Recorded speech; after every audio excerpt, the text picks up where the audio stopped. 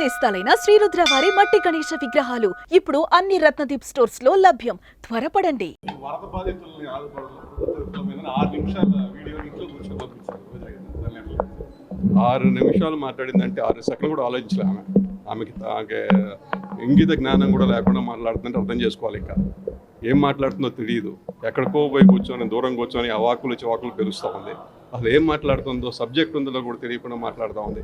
ఈ రాష్ట్రానికి ఎమ్మెల్యే చేసి మంత్రి చేసి ఇలాంటి మాటలు మాట్లాడడం చాలా శోచనీయం, అసలు దురదృష్టం. దీనికన్నా దరిద్రం ఇంకోట్లే. ఇలాంటి ఆమె ఇలాంటి రాష్ట్రంలో మంత్రిగా చేసిందని చెప్పడానికి మన రాష్ట్రం ఇలా అయ్యిందని కారణం వేరే ఉదాహరణ అవసరమే లేదు. శాఖ మంత్రిగా రోజా పైన గతంలో ఎన్నో ఆరోపణలు ఉన్నాయి. ఇప్పుడు గవర్నమెంట్ మీది ఆమె జైలు పంపించే అవకాశాలు ప్రచారం కూడా జరుగుతుంది. నిజంగానే ఒక్కొక్కరు ఈరోజు నన్ని కంపెనీషన్ అరెస్ట్ చేశారు. రోజా కూడా అరెస్ట్ చేసే అవకాశం ఉంటుంది.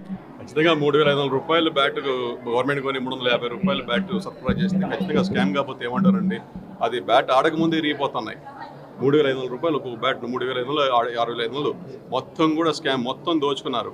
బ్యాట్లని కిట్లు అని చెప్పేసి మొత్తం కూడా డబ్బులు దోచుకోవడానికే ఆడుదాం అనే ప్రోగ్రాం పెట్టినారు. కానీ క్రీడల్ని ప్రోత్సహిద్దామనే ఉద్దేశం ఎక్కడా. ఏ విధంగా కూడా ఇప్పుడు మన ఒలింపిక్స్ జరిగింది, మన ఆంధ్రప్రదేశ్ నుంచి ఏం సాధించామని చెప్పండి.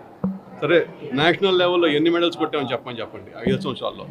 ఏది దేనికి కూడా ఫలితాలు ఏముండవు. డబ్బులు మటుకు ఒక ఉదాహరణ ఖర్చు పెట్టడం, తినేయడం తప్పితే ఇంకేముండదు.